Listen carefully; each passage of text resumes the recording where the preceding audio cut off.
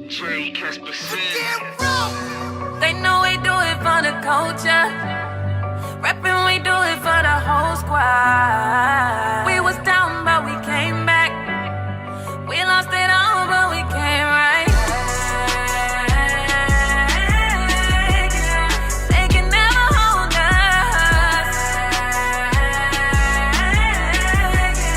They can never hold us. What's up, Wolfgang? You know we back again, baby, once again, giving all thanks and glory to the Most High Lord and Savior Jesus Christ, our Father God, the King of all kings, the ruler of all nations, baby. And today, it's a Q&A, another Q&A for y'all. I know y'all been waiting, and I apologize for the delay, but I'm back, and we back at it, baby. Let's get it. All right, man, so we're going to start the Q&A off with the first question right here, which is, will I get the vaccine? Now, I've been asked this question by a lot of people, by family members, by friends, shit, by strangers. And me personally, I don't think I'm fucking with it. You know, I did a lot of, research and a lot of back and forth. I was on the fence about it. I was thinking about getting it. I'm like, man, I probably should because I got to go and perform and I got to do shows and shit like that. But then I second guessed it. I'm like, well, I talked to some people who got it and, I heard some bad things, some bad news about it. And I'm like, nah, I don't think that's for me. It's not, but like I said, it's not for everybody. Everything ain't for everybody. If you feel comfortable getting it and that's what you want to do, you feel like that's going to keep you and your household good, then do what you got to do. But for me personally, like I said, I already had it, the whole COVID thing. So, I feel like a few people in my family had it, you know what I mean? And we got over it, we beat it. Even when we were going through COVID, it wasn't terrible as far as like, I put it to you this way. They say you got to quarantine for 14 days. And it was really rough for the first 3 to 4 days. Like the first 3 or 4 days was really rough because you feel the pain. It's like pain in your stomach. You know what I mean? You feel the chills, the body aches. The body aches was crazy. I say probably the body aches was probably the worst part about it to me. I threw up a few times or whatever, but it was the body aches for me. The body aches had my shoulders, my back, my hips, my ankles, my elbows, my wrists. Like all your joints, like your bones and all that shit like it'll attach to it and it'll just like squeeze on. It's like a squeezing ass pain, like an aching ass pain. So like I said, I feel like I already had it and I beat it. You know what I mean? And if you had it, they say if you had it and you beat it, then your body is already like asymptomatic or something like that, which means, if it's a slight chance that you get it again. And even if you do, you got the antibodies that can beat it off. So for me, I don't think I'm gonna get it. So, but that's for me. I can't speak for nobody else, but I made the decision not to get the vaccine. All right, next question.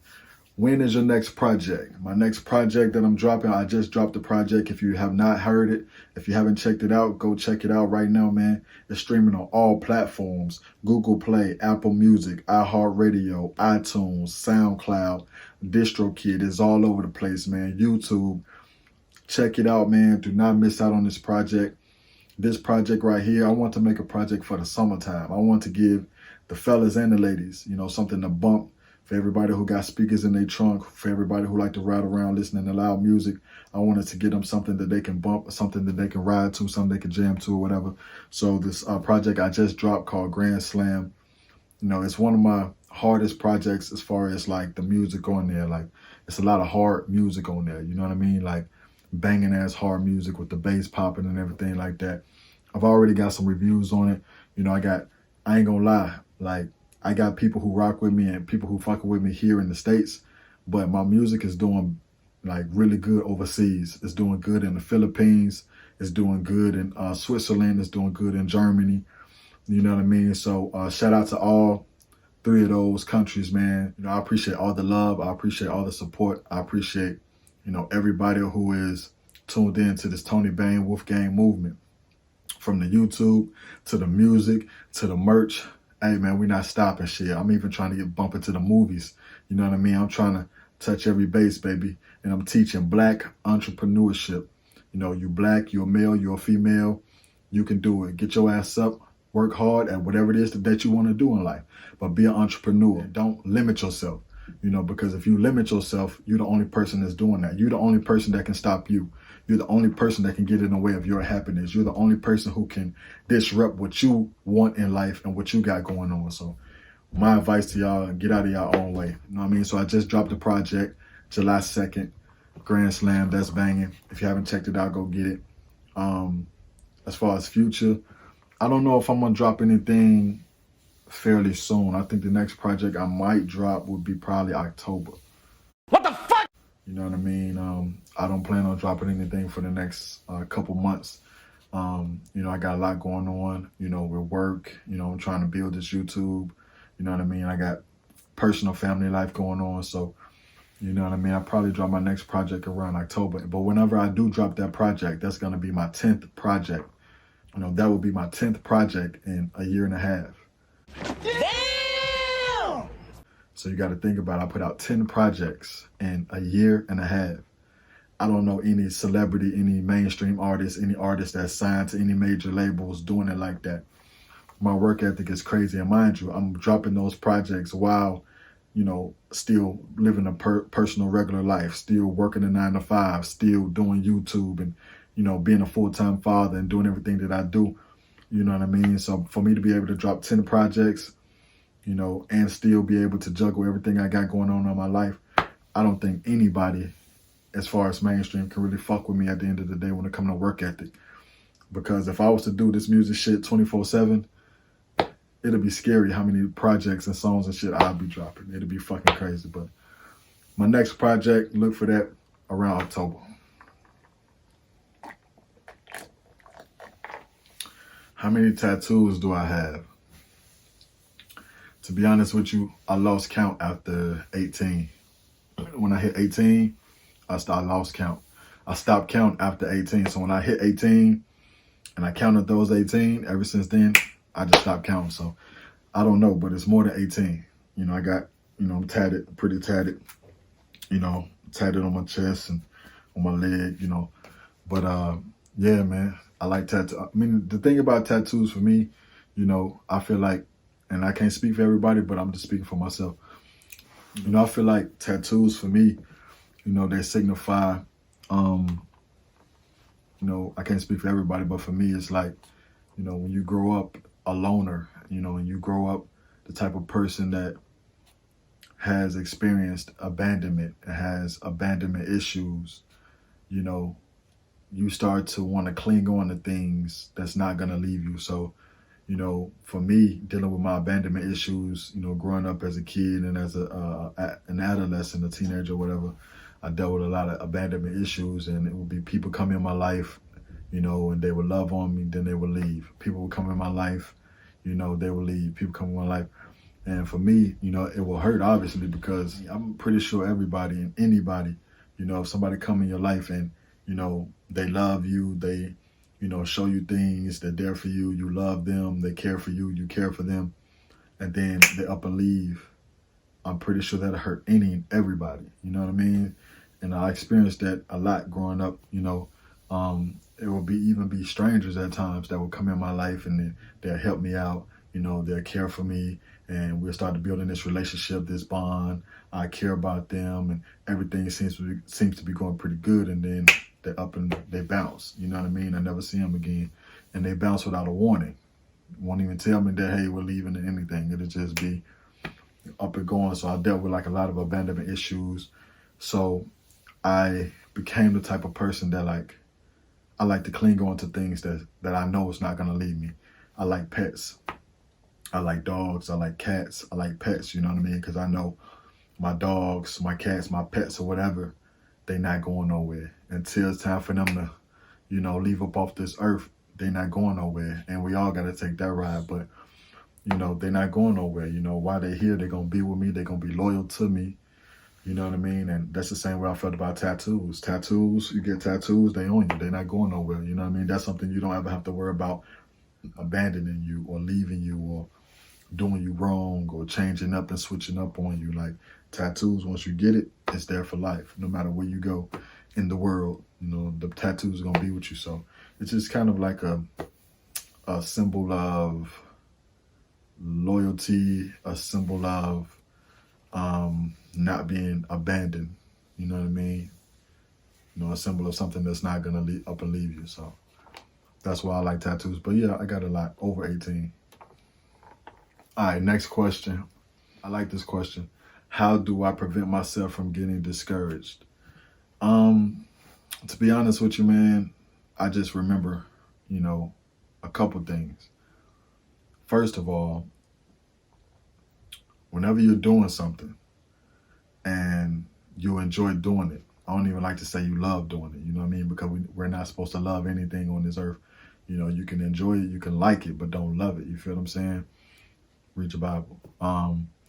But for me, it's like whatever it is that you like on this earth, whatever it is that you enjoy doing, you know, whatever it is that makes you happy, you know, doing that, you should do that whether you get paid for it or not. You should do that whether you get recognized for it or not. You should do that whether you get fans and love and all of those things from it or not. If you really like to do something or you really enjoy something, then doing it for money, fame, the love, attention, you don't care if you get those things because that's not what you do it for in the first place. So I don't do it for any of those things. You know, I do music because I enjoy it. I do YouTube because I enjoy it. You know, that's what I enjoy doing. I don't give a damn if I have fans or not, if I got followers or whatever. Like, if people don't want to follow, that's cool. I'm not tripping on that because my YouTube is an outlet for me. My music is an outlet for me. I mean, when you do things, you got to make sure and remember why you're doing them and make sure you're doing them for the right reasons. I don't do music and YouTube for attention and money and fame and all of that. I could care less about any of that shit. I don't do it for that. I'm not going to do it for that. I do it because I enjoy it. I do it because I like it. I do YouTube because it's an outlet for me to get things off my chest.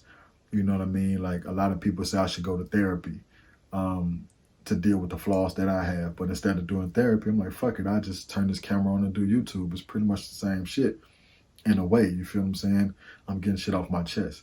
And as far as music, I do that because I enjoy it. I listen to my own music. You know, my siblings listen to my music. My kids listen to certain songs of my music. I got family members, different cousins and things like that like my music. So I don't give a damn if it's 1 billion people or if it's 10 people. At the end of the day, when you do something that you enjoy. Don't look for, you know, anybody to pat you on your back. Don't look for a round of applause every time you do something. You know, every time you drop a song or a video or a movie or, you know, you graduate or anything like that, don't always look for a pat on the back because sometimes people ain't going to be there to give you that. And sometimes the people who are there are not even going to give you that. So stop looking for that. Don't look for any validation from anybody else. At the end of the day, move forward and move at the beat of your own drum, at the sound of your own drum. Don't look for anybody else to, you know, validate what you got going on and hold your hand and fuck that. Get out here, make it happen, make it pop. Whether you have 1 subscriber or 1 billion subscribers, do your motherfucking thing, homie. Because at the end of the day, one thing that motherfuckers can't do, see, they could take money. People could take money away from you. You know, your fans, they can, you know, unfollow you and not fuck with you no more. Like, nowadays, a lot of people getting canceled. A lot of things are getting canceled and all that shit like that. But at the end of the day, can't nobody take who you are away from you. Be you. Be true to you. Be true to who you are. You know what I'm saying? Straight like that. So that's what I do. I just be true to myself. You know, so whenever I do get discouraged, I'm like, at the end of the day, why am I getting discouraged? Am I getting discouraged because I haven't been noticed yet? Because it's so much garbage music on the radio and my music haven't even been noticed yet? You know what I mean? This YouTuber or that YouTuber, you know, not saying no names, but I'm just saying in general. You know, it's a lot of YouTubers out here with a lot of subscribers, millions of subscribers, and they're boring as fuck. They ain't got nothing going on. They just sit there and do the exact same thing I do, but they got millions of subscribers. So I'm just looking at, and then you got people who do corny shit. They make videos doing corny ass shit, and they get millions of subscribers. So, of course, this is going to make anybody feel like, am I doing something wrong here? You know what I'm saying? Like, what the fuck? But you just got to remember, bro, don't look at anybody else's story and try to match that up with yours. Their story is their story. Their path is their path. Your path is your path. Your story is your story. Fuck what anybody else got going on or how they're doing what they're doing. Focus on you. Don't focus on anybody else. You feel what I'm saying? And that's just what it is. When I started this YouTube, I didn't have 1 million subscribers. You feel what I'm saying? So, and I told myself that it's like when you started, however you started, then that's how you got to finish. You got to finish with that same mentality. You came in this shit humble. You came in this shit with no subscribers, and you came in this shit still doing your motherfucking thing. Continue to do that, whether you have subscribers or not, because you're doing it. And every one of my subscribers, I appreciate y'all. I love y'all. Fuck with y'all. That's at least one of y'all gonna hear this message, and it's gonna hit somewhere. It's gonna hit home somewhere. You know what I mean? Something positive that I'm gonna say may change your day, may turn your day around, may turn your day from being negative to being positive. And if I can do that, I've done a good job today. You know what I mean? So, like I said, when it comes to being discouraged, don't focus on what everybody else got going on. Just focus on what you got going on and be patient, believe, pray, have faith, be patient. And that's what I do, man. So I just focus on me, focus on what I got going on, and do it for the right reasons, not the wrong reasons. And I just try to stay faithful. I try to stay prayed up. I try to stay patient and keep believing, man. So, all right, what advice do I have to somebody that's thinking about giving up on their dream? If you're thinking about giving up on your dream, homie, I'm gonna tell you like this. It kind of go with what I just said. You must be doing it for the wrong reasons. Like if you're doing whatever you're doing to get fame and money, if that's the prime reason why you're doing it, and you're not getting fame or money from doing it while you're doing it right now, so now you're feeling discouraged because you're not getting money. You're feeling discouraged because you're not getting fame. Then you probably shouldn't be doing that shit anyway. You feel me? Because I'm gonna tell you right now, if people know that that's what you need, they're not gonna give it to you. So find what it is in life that you really enjoy, even if it's fishing. It doesn't have to be music. It doesn't have to be movies. It doesn't have to be basketball, football, YouTube, anything that is as far as the entertainment business. You may want to be a painter, a poet.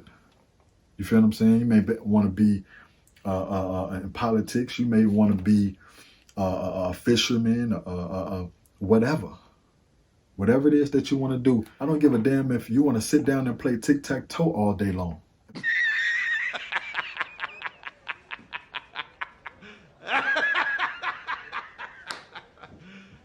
You serious? That's what the fuck you want to do. Do what make you happy, bro. Do what you enjoy doing, bro. Do what you enjoy doing, sis. Do what you enjoy doing. And I'm gonna tell you right now, man, you know, it's a lot going on in this world right now. There are a lot of distractions. There's a lot of things going on that's gonna distract you from getting to, there's a lot of things out here that's gonna distract you from what really matter. That's another piece of advice I got for y'all. Don't let all this bullshit going on out here, whatever it is, distract you from what you got going on and what you need to do for you and yours. You know, there are a lot of distractions. Don't get distracted. All right, do you or have you ever done drugs? I've never done drugs. You know, I've smoked weed. Weed is not a drug though. You know, and it's funny because you have people that try to make it seem like weed is a drug. Weed is a plant. Don't give me that shit about it's a drug. It ain't no motherfucking drug. I done the research. It's just a plant. It just grow like that. And if you should happen to set it on fire, there are some effects. But that's not the same as drugs. Drugs, you got to do shit to it chemically. You got to add baking soda, water, stir it up. I don't know the recipe. I'm just saying. I mean, you know, where do we get off, like, not having common sense? Like, weed is a plant. It's not a drug.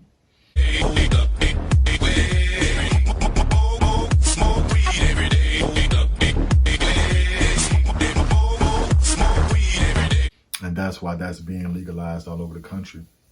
You don't see cocaine, crack, heroin, and all that shit being legalized, do you?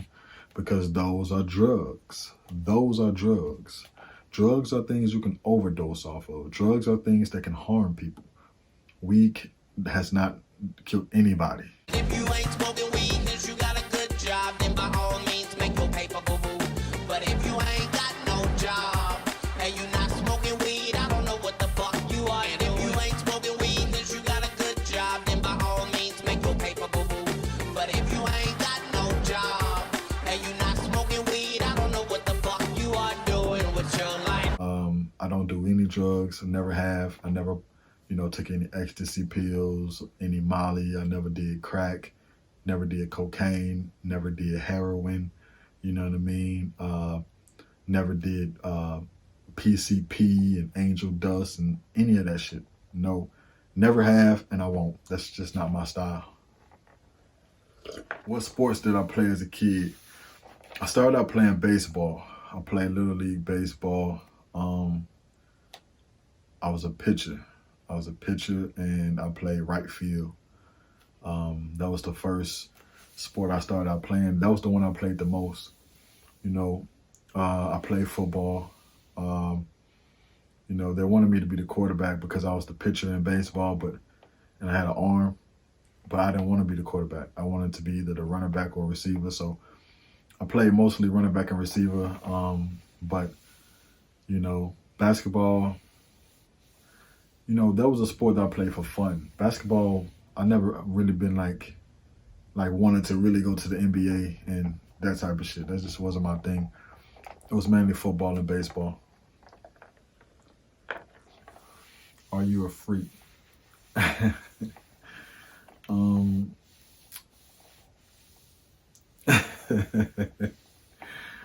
I'll put it to you this way, man.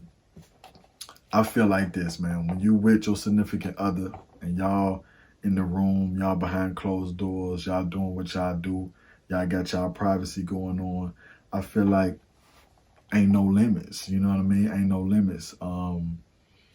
You know, I ain't with any of the funny business. Come on.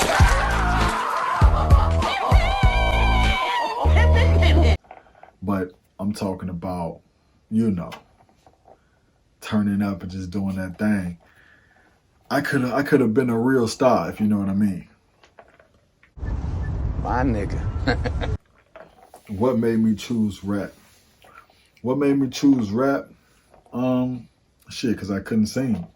I'm just going to keep it all the way up, but I'm going to keep it straight like that. You know, growing up, I couldn't sing. I'm not a singer, you know what I mean? Like, I wanted to sing. I tried to sing.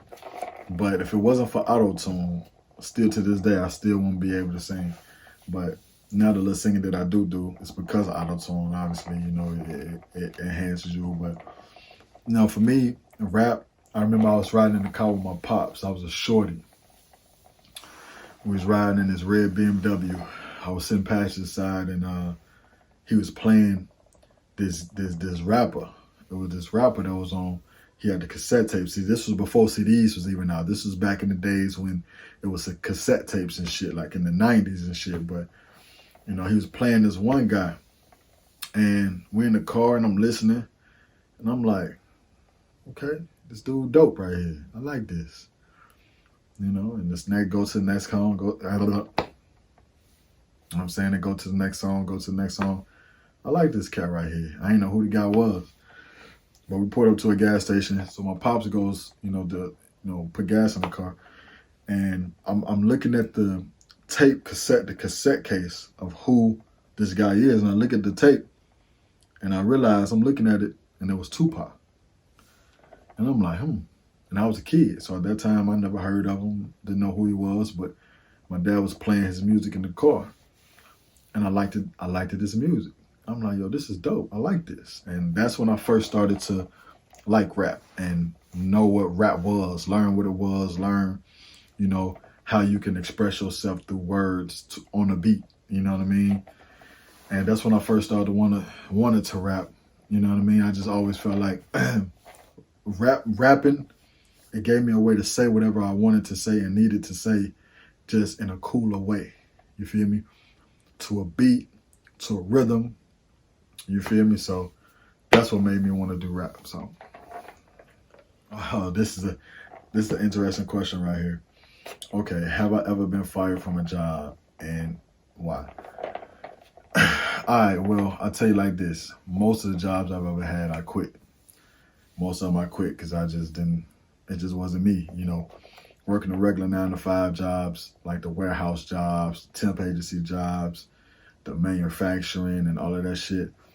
It just ain't me, man. You know, I done worked so many of those jobs, forklift and being a packer and all of that shit. It's just not for me, but most of my jobs I quit.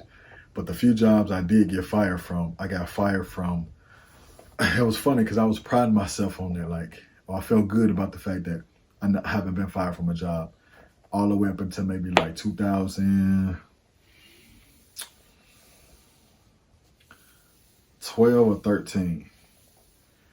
I was happy that I didn't get fired. I always quit all the jobs. So every time I filled out an application, they asked, have you ever been fired or terminated? I put no, because I haven't. And I felt good about it. Like, I've never been fired. Every job I left, I quit. But around 2012 or 13, I think 2013, that's when I first started getting fired from jobs, man. I got fired from 1 hour later. I done got fired from at least 5 jobs since 2013. And it's funny because I got fired from all of them for like the same reasons. The first 2 I got fired because I kept coming to work late.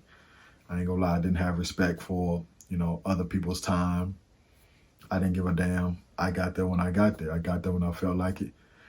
Be on time. This is not your time. This is my time. But when I got there, I did the work, and I did the work, at a very high level.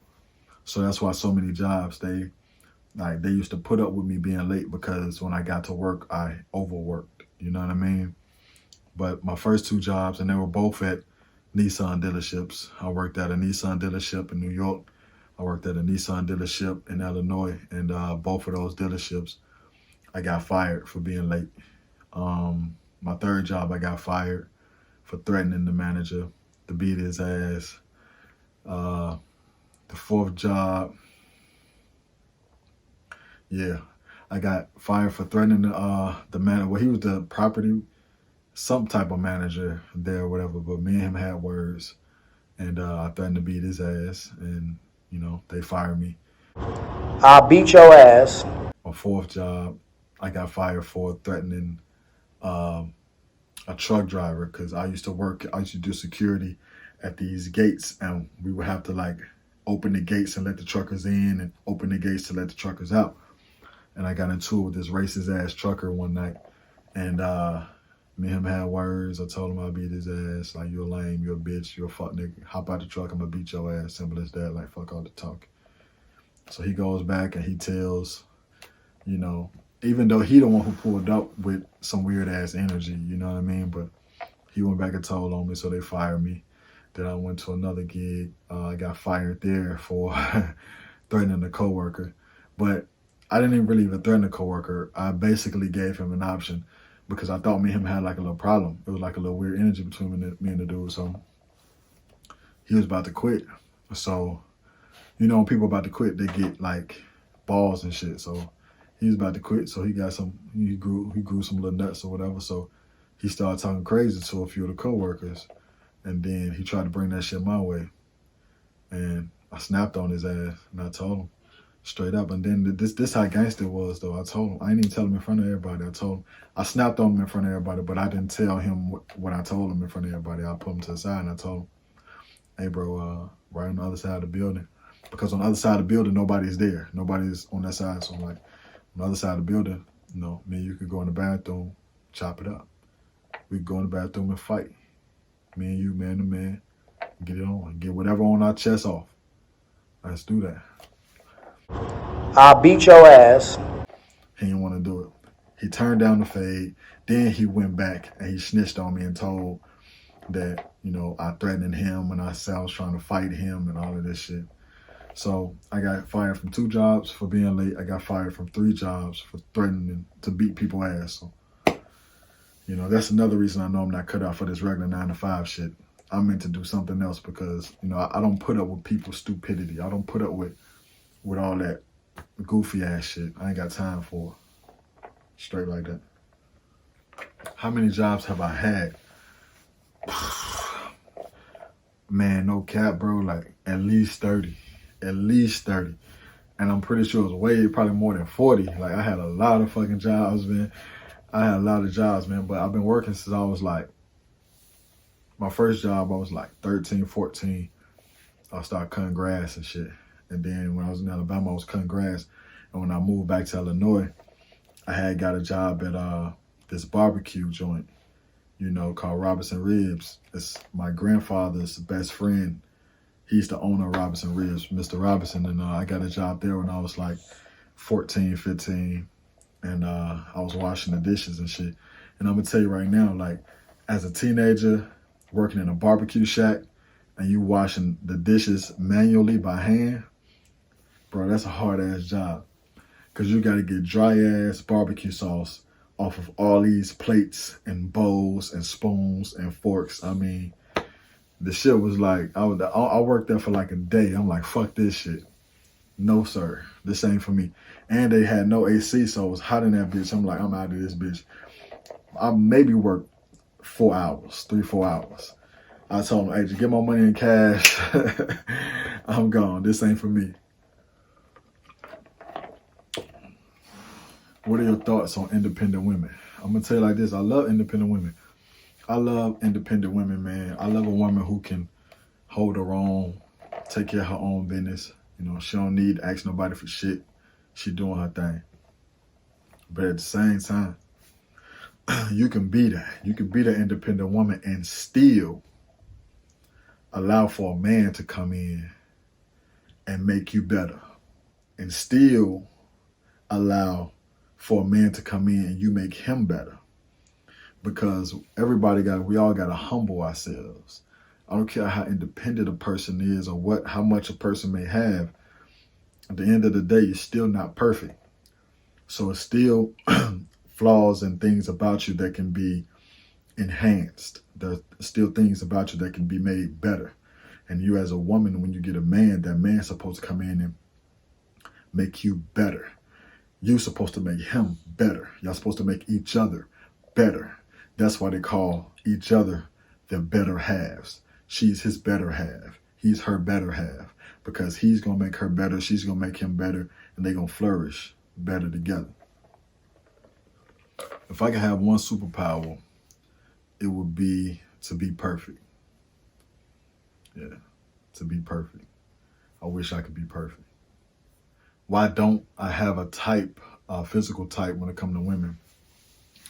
I've dated women that were 4 feet something. I've dated females that were over 6 feet. I've dated females who probably barely weighed 100 pounds. I've dated females who weighed over 300 pounds. With that being said, for me, of course I have to be attracted to you physically. I can't just be dating some, Rasputia looking motherfucker. You know what I'm saying? Like, it gotta be something about you physically that I like. And for a lot of females that have been on the plus size, like I say, I like plus size women. I like skinny, petite women. I like thick women. I like short women. I like average height women. Tall, it doesn't matter. For me, as long as you have a cute face and a really, really good personality, a personality that gels very well with mine, a good sense of humor, I can laugh and I can have fun with you, I can have a good time, and I'm attracted to you, your face, you're cute, you're beautiful. Just because you're big does not mean you're not beautiful. Just because you're small doesn't mean you're not beautiful. You could be small and beautiful. You could be average and beautiful. You could be plus size and beautiful. So for me, I don't have a physical type for real. Like, I've dated all shapes, sizes, all different races, all of that. As long as you cute though, I'm attracted to you some way physically, and your personality, we good. Why am I single at the moment? I mean, I don't know why, some women find it hard to believe. Like, they say, like, how you single? They don't believe I'm single.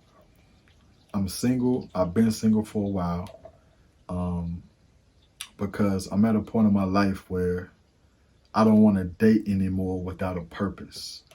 The next woman that I date, or whoever I date from now on, they have to be wifey material. They have to be the type of woman I can see myself marrying. I can see myself really building a healthy future with. And I have not ran across that one yet. A lot of women that I've dealt with were either liars or You know, they were playing games and shit like that. And you know what I'm saying? I'm about to be 33. I'll be 33 in 18 days. You know what I mean? So I ain't got time to, you know, still be dealing with immature-minded, high school-minded, high school acting females. I need a grown woman, not a little girl. And I have not found that grown woman yet. So, and I'm not rushing it. You know, I'm not finna rush it. No, I'm gonna wait until she cross my path. And when she does, I'm gonna make sure that I'm the man that she needs. I'm gonna make sure I'm the man that she wants.